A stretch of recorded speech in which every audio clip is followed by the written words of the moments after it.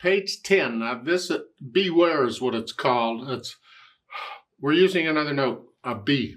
On a piano, the note B, the key B, is right under a C. It's a group of 3 black keys. It's the top one. So we got B's all over. Right? And up until now, we've known five of these notes, C through G. Now we're adding B to it. I don't know why they skipped A, but they did. So you should know from now on these 6 keys on the keyboard, wherever they are. You know the names of these keys, no matter what they are. In the music, the B is right above the staff in bass clef. This B. Because there's a way to notate this B, this note, in treble clef, but that comes later. Well, don't worry about that. We're talking bass clef, it's right above the staff. That's a B.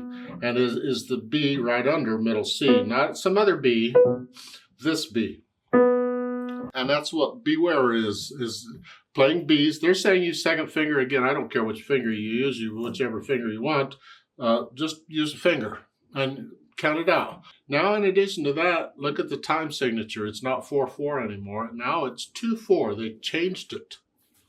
Well, again, if you know what the numbers mean in the time signature, it doesn't matter what they are. They could be most anything. The top number tells you how far to count or how many counts are in a measure. So in 2/4 time, you're counting to 2. 1, 2, 1, 2, 1, 2, blah, blah. Okay? Simple as that. And you say, so what? Why not just put it in 4/4? I'll get to that. There is a reason. But let's just deal with 2/4 right now. So we're counting this out, and you can't have anything bigger than a half note because you're only allowed 2 counts. Because a whole note would get 4 counts. You can't have a whole note. No, no, no. Bad idea. Naughty, naughty. Don't. Half note's the biggest one you can have. So it's here. 1, 2, 1, 2. 1, 2, 1, 2. 1, 2, 1, 2. 1, 2, 1, 2. This is really about as complicated as time signatures get. Just take the notes. The bottom note tells you what you're counting. It's a quarter note. And the top note tells you how many beats in a measure. So then the question is, why not put it in 4/4 time? What's wrong with put it in 4/4? You could have, instead of 2 measures, you could have 1 measure of 2 half notes at the beginning. It's 4/4 time. And the reason is because it changes the interpretation. It's different, a little different. Remember the natural accents that we talked about? The first beat of a measure. 1, 2, 3, 4. 1, 2, 3, 4.